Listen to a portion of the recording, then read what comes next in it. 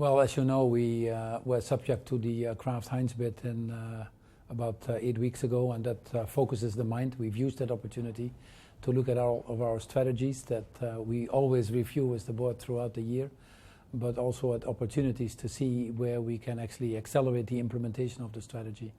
When someone is trying to buy you, you clearly are too cheap, so we have to find this right balance of unlocking the shareholder value, both in the short term, but also in the long term.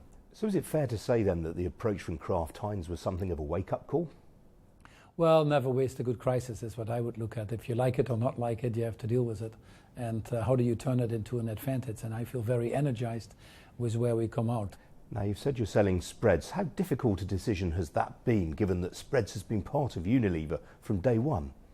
No, absolutely. And it is difficult because when we joined the two companies together, the Dutch part and the British part was in 1930, and margarine was very much part of that, especially in the Netherlands. So it is an emotional decision for many people here in the company. But unfortunately, we are a growth company, and the margarine business is in a market that already for the last 20 years has been declining, and we think that the business is better managed with other people, as we need to direct our energy and attention to the faster growing segments. And yet spreads, despite being quite low growth, the profit margins are quite high, and you're putting an extra focus now on profit margins. Correct. No, that is right. So in the plans to move to a 20% margin by 2020 includes the divestiture of spreads, which we have to compensate for. And for that reason also we're announcing a slight restructuring spending over that period between now and 2020 of 3.5 billion euros, as we also increase the savings from 4 billion euros to 6 billion euros over that period. But indeed, we need to work a little bit harder on the margin side if spreads goes out, but we're well prepared to do that. You've raised your cost-saving target from 4 billion to 6 billion euros. How many jobs are going to go as part of that? Well, the good thing is most of these savings we already have put in place with our Connected for Growth program, which has a component of zero-based budgeting in there. The bulk of the savings that we're now announcing will be in the areas of procurement and driving further efficiency in our marketing spend. We will also reinvest 2/3 of the savings into our business to ensure that we grow. So some of the job cuts that undoubtedly will happen over the next few years will be more in senior management levels as we combine our food and refreshment unit.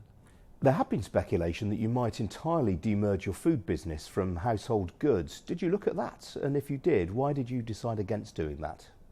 Well, as you can imagine, Ian, we look at all options throughout the year with the board. This is not something what we announced that comes from the last 6 or 8 weeks. And any time we look at that, we see tremendous opportunities for value creation with these businesses together.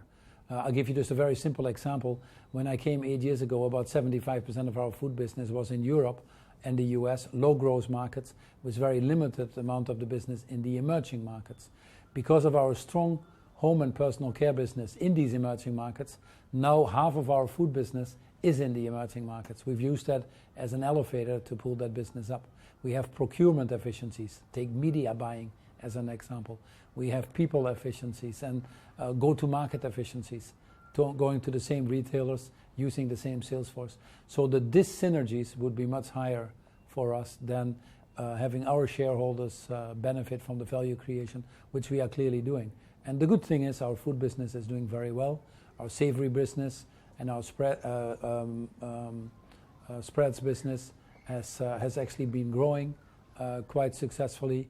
Our ice cream business and our tea business has been turned around. So we think there is an opportunity now to create that value on our own books.